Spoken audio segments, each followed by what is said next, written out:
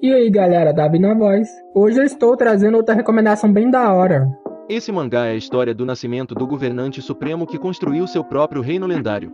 Lembrando, se vocês gostarem do vídeo, deixa o like e inscreva-se no canal. E se esse vídeo bater 2.000 likes, eu faço uma parte 2 dessa obra.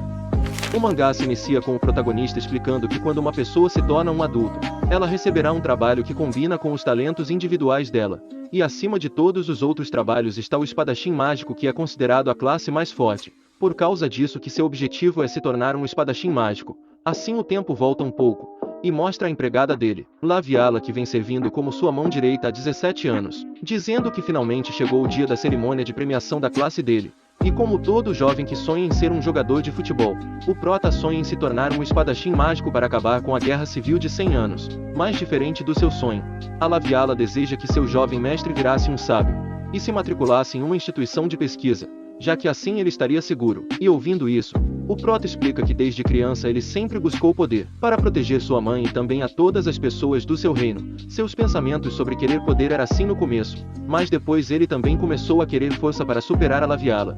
E também tinha um motivo maior que esse para ele treinar durante todo esse tempo.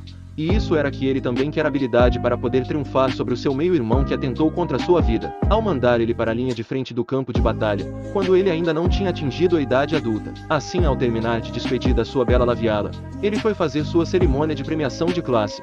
E ao fechar os olhos para orar, o padre disse que o Deus dará a ele um trabalho que combine com sua aptidão. Então Prota começou a implorar para Deus dar a ele o trabalho de espadachim mágico, mais diferente da ocupação incrível que ele imaginava. O padre disse que a classe dele é Oda Nobunaga. Ao ouvir isso, ele ficou confuso sem saber que tipo de trabalho era esse. Ele perguntou para o padre, mas nem mesmo o ancião sabia que tipo de classe era essa. Assim a confusão do Prota aumentou ainda mais, já que ele nunca tinha ouvido sobre esse nome antes. E como ele não podia mudar de ocupação, ele vai ficar preso com a classe de Oda Nobunaga para sempre. E para confortar o Prota, o padre disse que como ele recebeu a proteção divina, se ele viver sua vida de acordo com essa proteção, a paz e o progresso são prometidos a ele. E ouvindo isso, ele começou a pensar que o padre estava zoando com sua cara. Depois, ao se encontrar com a Laviala, o Prota ficou tão envergonhado em não conseguir se tornar um espadachim mágico, que ele não conseguiu olhar nos olhos dela. E como ela viu de perto todo o esforço que ele colocou para conseguir uma boa classe, ela não conseguiu se segurar e acabou chorando. E tentou o seu melhor para confortar ele. E não querendo preocupar ela ainda mais, ele tentou pensar positivamente sobre sua nova ocupação. Depois mostra o meio-irmão do Prota zoando a cara dele por ter conseguido uma classe ruim. Ele também disse que como o Prota tinha atingido a idade adulta, estava na hora dele receber uma missão de verdade. E nessa missão ele tem que proteger a fortaleza que está situada na posição mais importante que defende seus territórios. E se a fortaleza cair e ele fugir descaradamente, ele vai ser punido. Mas o Prota sabia que se ele ir para a linha de frente conforme seu irmão estava falando, ele sem dúvida morrerá. Mas como o trabalho da família do Lorde Feudal era proteger a vida do povo do seu território, o Prota decidiu arriscar sua vida para cumprir seu dever. Depois, ao contar isso para Laviala, ela ficou desesperada e tentou de tudo para fazer ele não ir nessa missão. Ela até disse para ele conspirar com o inimigo, já que seu irmão estava mandando ele para a morte. É claro, o Prota sabia que se ele usasse suas cartas corretamente, ele podia ser capaz de elevar sua posição para mais alto do que é agora. Mas essa estratégia de traição é inaceitável, já que esse era o território que seus pais deixou para trás.